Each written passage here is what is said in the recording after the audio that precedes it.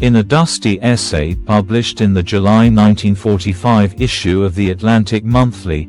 a scientist described a device he called the Memex, an electromechanical machine where individuals could store all their books, records, and communications, linking information through associative trails in ways that would allow instant retrieval and connection of ideas,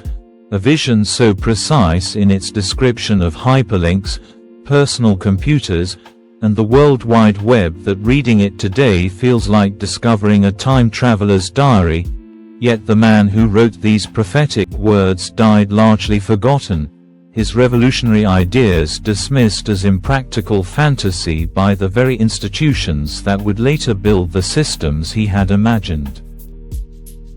This is the remarkable story of Vannevar Bush, the engineer and science administrator who predicted the Internet, described hypertext decades before Ted Nelson coined the term, envisioned personal computing when computers filled entire rooms,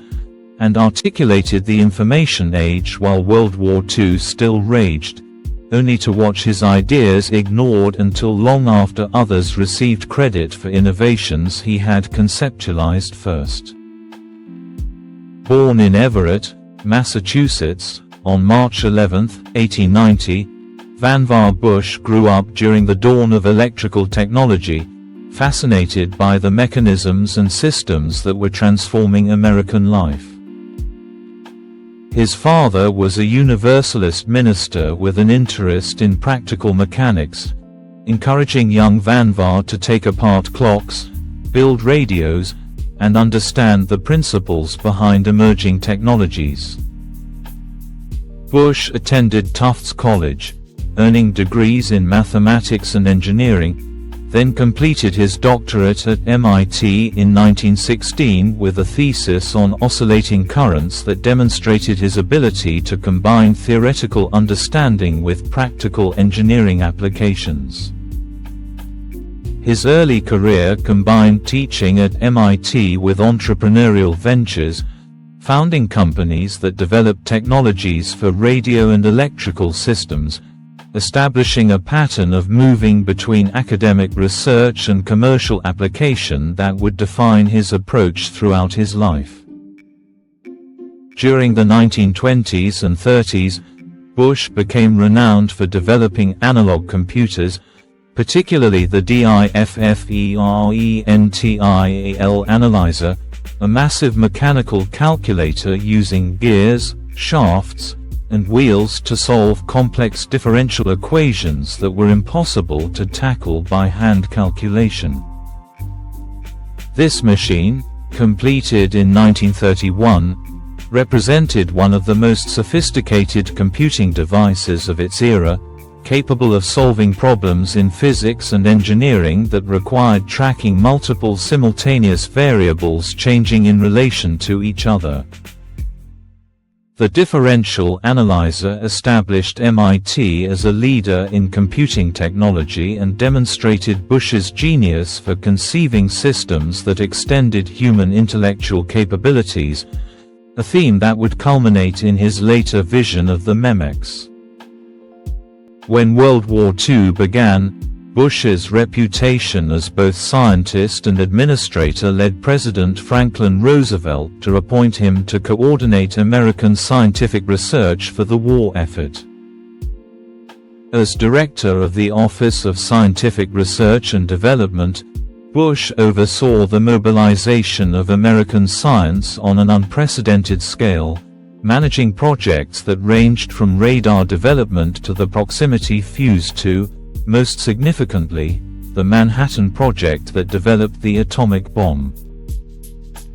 He became one of the most powerful figures in American science, coordinating the work of 6,000 scientists across hundreds of institutions, transforming how government, academia, and industry collaborated on technological development. It was during this period of intense wartime coordination, managing vast flows of information and recognizing how difficult it was for researchers to keep track of the exponentially growing scientific literature, that Bush began conceiving his most visionary ideas about information management and human knowledge. He recognized that the scientific method was producing knowledge faster than humans could organize, retrieve, or synthesize it, creating what he called an information crisis where important discoveries were buried in journals that nobody could find or connect to related work. In 1945, even as the war approached its conclusion, Bush wrote As We May Think, an essay that would become one of the most influential yet underappreciated documents in the history of computing and information technology. The essay, published in The Atlantic Monthly and later condensed in Life magazine with illustrations showing what the Memex might look like, described a future that seemed like pure science fiction to most readers but which Bush presented as inevitable technological development. The Memex, short for Memory Extender, was envisioned as a desk-sized device with translucent screens, a keyboard, and sets of buttons and levers for navigating through vast stores of microfilmed information. Bush described how users would build associative trails through information, linking related documents, images, and notes in ways that reflected their thinking patterns rather than rigid categorical filing systems. He wrote that wholly new forms of encyclopedias would appear, ready-made with associative trails already established, and that the inheritance from the master would include not only his additions to the world record but his entire scaffolding of trails through information.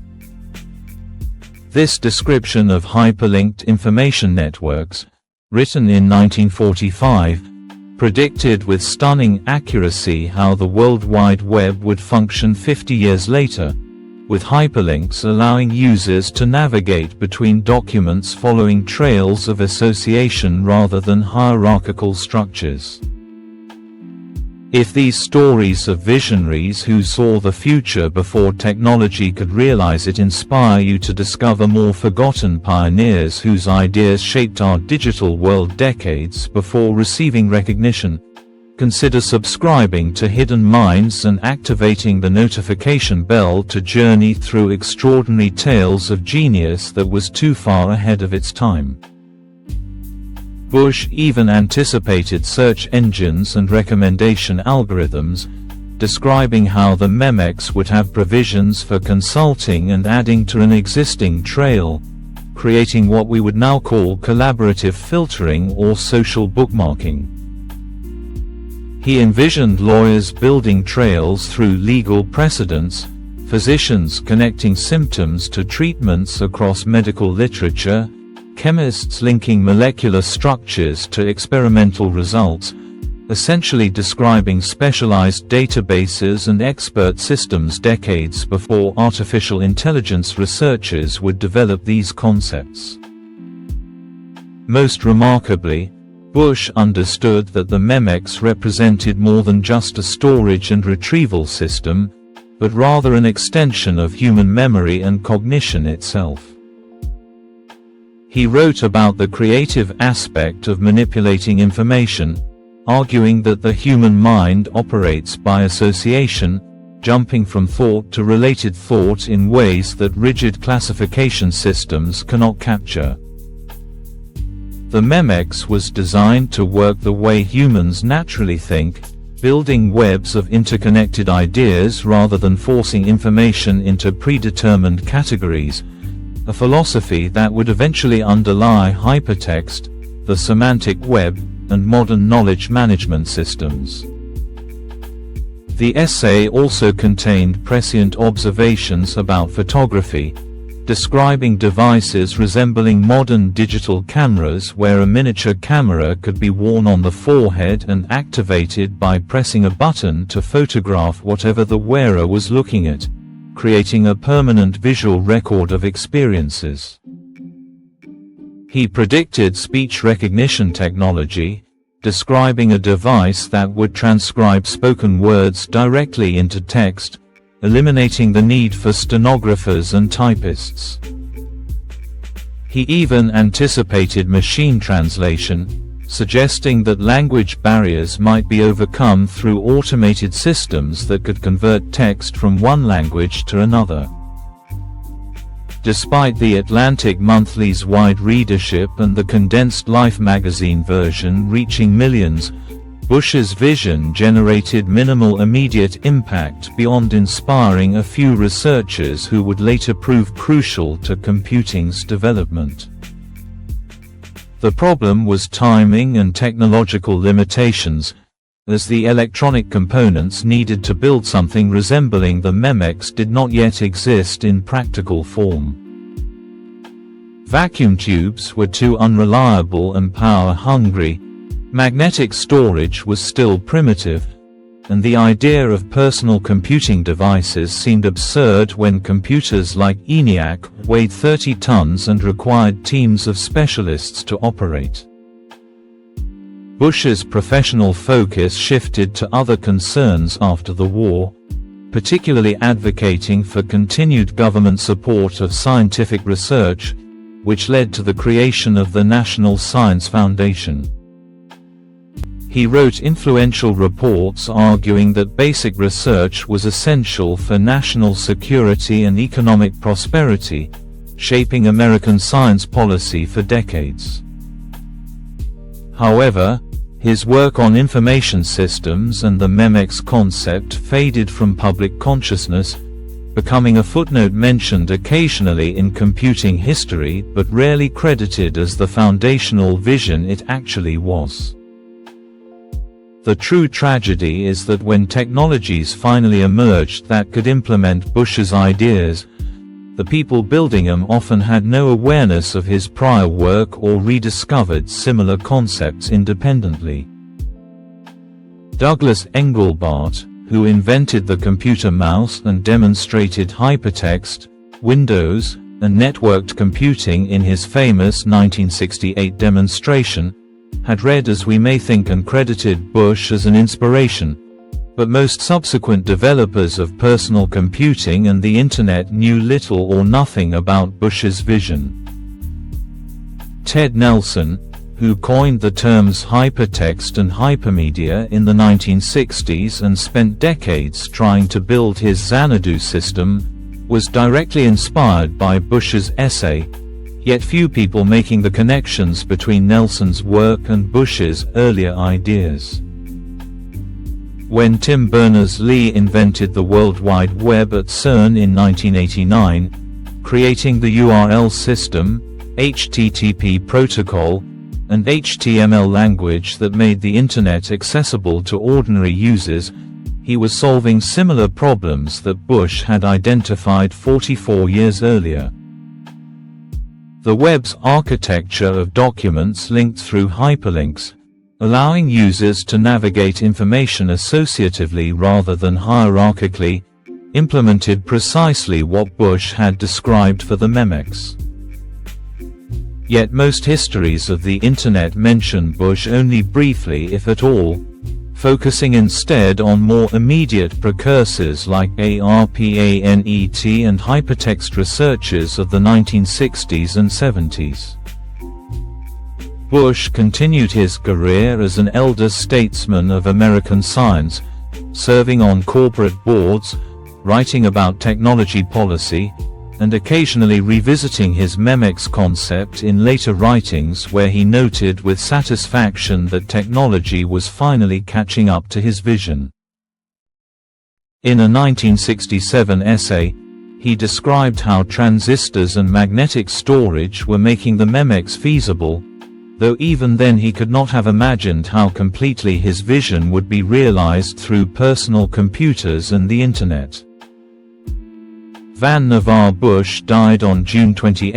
1974, at age 84, having lived long enough to see the beginnings of personal computing but not the World Wide Web that would fully vindicate his predictions. His obituaries focused primarily on his wartime scientific leadership and role in developing the atomic bomb, with little mention of his visionary writing about information technology, a pattern that would persist for years as his contributions to computing theory remained underappreciated. Recognition gradually increased as historians of computing began tracing the intellectual genealogy of hypertext and the Internet, rediscovering Bush's essay and recognizing its extraordinary prescience. Computer scientists and Internet pioneers started acknowledging Bush as a foundational thinker whose ideas had shaped the development of information technology even when his name had been forgotten. The Association for Computing Machinery established the Vannevar Bush Award for Lifetime Achievement, and various institutions created scholarships and prizes in his name, but these honors came decades after his most important work and never achieved the widespread recognition that innovators who actually built systems received. The phenomenon of Vannevar Bush predicting the Internet yet remaining largely forgotten reveals uncomfortable truths about how innovation is remembered and credited. Society tends to celebrate those who build and commercialize technologies rather than those who first envision them, particularly when decades separate the vision from implementation.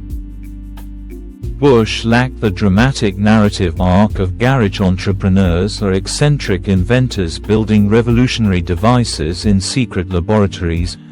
Instead, he was a distinguished establishment figure writing essays about future possibilities, a form of contribution that generates less excitement than dramatic technical breakthroughs.